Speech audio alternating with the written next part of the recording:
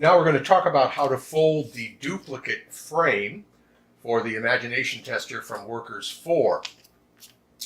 The problem most people have with this is because parts of the paper are removed, you lose a few of your landmarks as you try to fold it. So I'll try to walk through this. The first thing, and this is clearly marked in the instructions in Workers 4, is you have to cut off two of the corners. You have to cut out the center of the paper, and then you have to cut a couple of slits on each side. Now the reason for that is to allow the duplicate bolt to be slid into the frame after it's completed. Now we just sort of follow the same procedure, and because you have to first fold the bolt in the frame and then unfold it and then cut out all these pieces, you can follow the folding lines that the creases that you've already established. So the first step is to simply fold in on that crease, which runs along the edge of the cutout square, and fold in on this one to get this shape, and then fold the model in half by bringing the lower point to the back.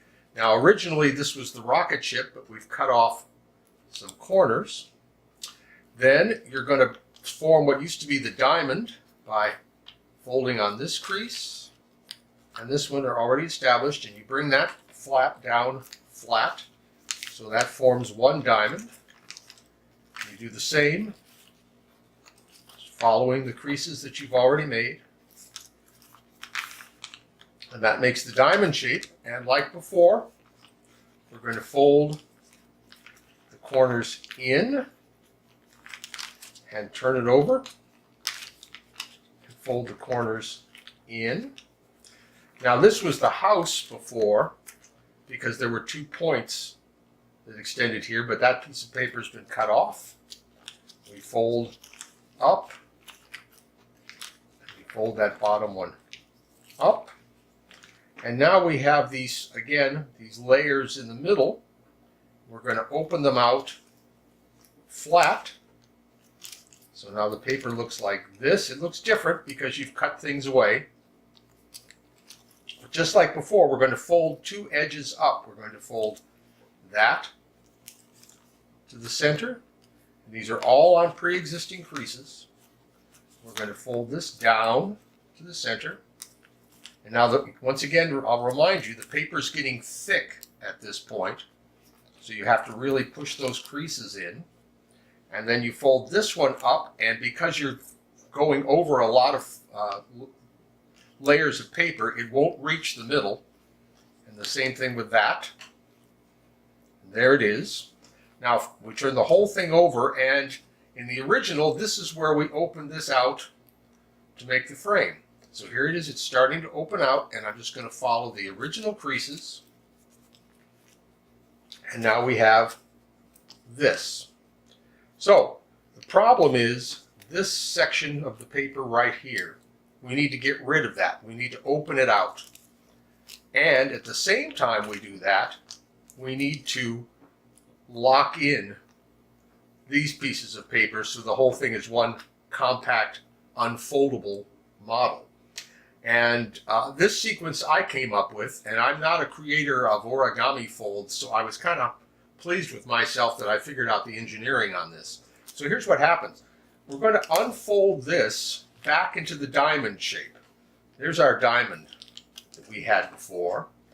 And there's a crease that runs right here, and we're going to fold down on that. And that starts to make the frame right there. Now we fold the diamond back up, having folded down that flap.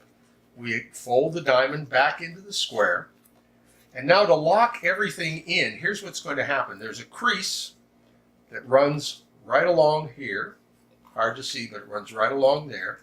And I'm going to reinforce that crease, make it sharp. And now what I'm going to do is, if I can turn this, there's a little pocket at the very top. So I'm going to bring this up. I'm going to fold right at the bottom. I'm going to bring it up, just like that. And I'm going to tuck this corner in, and I'm going to tuck this corner in, just like that, and that seals up that bottom of the frame. We do the same thing on the other side. We open the diamond all the way up. We fold down the first fold, which forms the edge of the frame. We fold everything back in. We make a crease right there so it'll tuck in easily.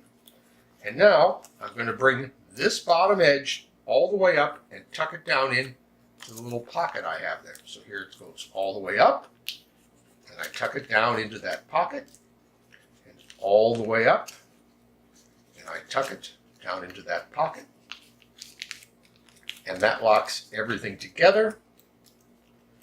And that's the duplicate frame, which, because of the cuts we made, the bolt, the duplicate bolt, which is very easy to fold, so I'm not going to do visual instructions for that, can slide right in. And that's how you make the duplicate frame for the Imagination Tester.